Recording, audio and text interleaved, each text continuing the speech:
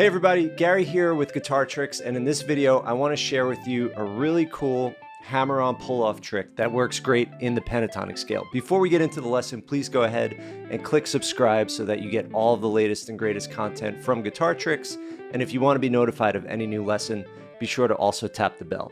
Alright, let's get into it. So the great thing about the pentatonic scale is we have 2 notes per string. And we also have these cool stacks.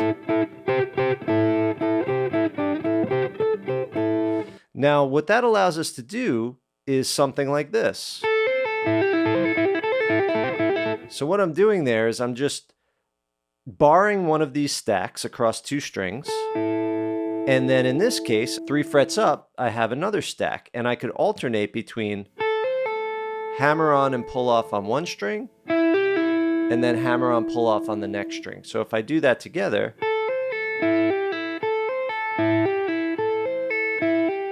and what I'm doing is I'm just picking one time per string to get 3 notes. One pick, 3 notes. Now the next string, one pick, 3 notes.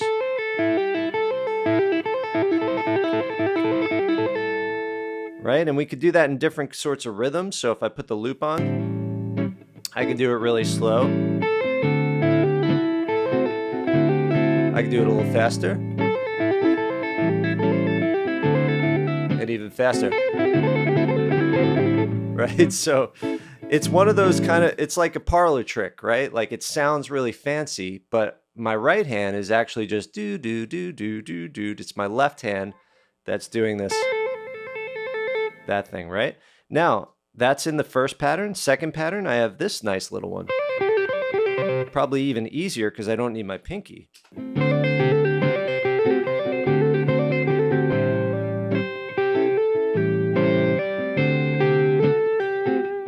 Then when I get to this pattern, I have to use my ring finger on the high E and then my pinky on the B. This is just if I decide to stay on the high E string, where it usually works out really well that way. But we could do it, we don't have to stay on the high E. Like if we go back to pattern 1, I can do it anywhere, right? But it's cool to kind of keep working up the fretboard.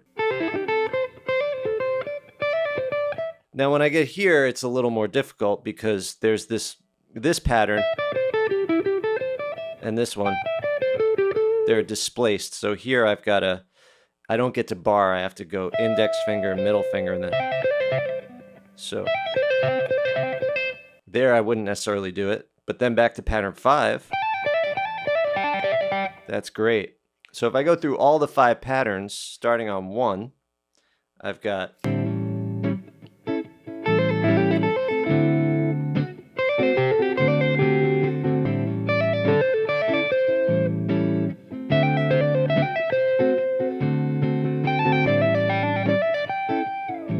Right? But potentially you could do this on any pair of strings in any pentatonic shape, right? So I'll just go through some of them.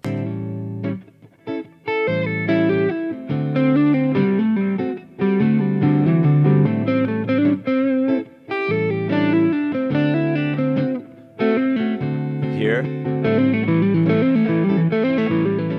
So as far as how to practice it, start slow.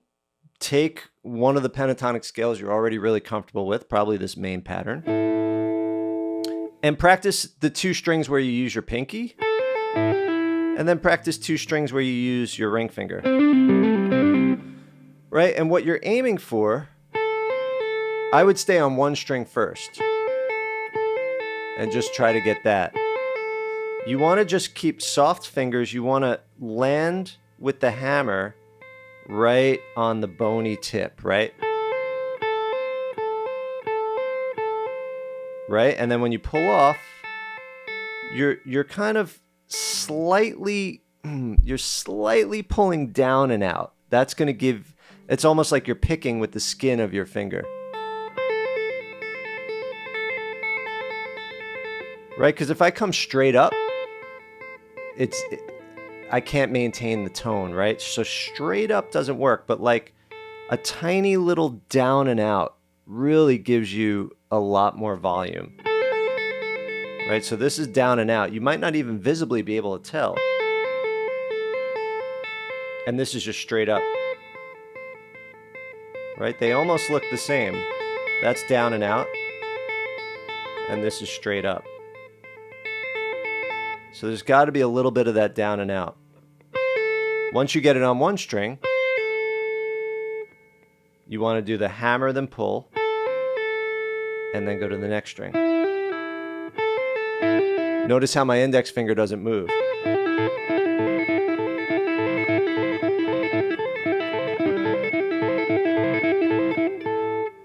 Then try another string pair.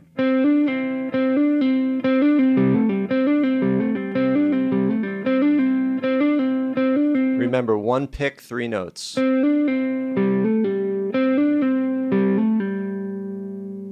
Cool, right? It's one of those things that works cool, like you could be in the middle of a solo, you know.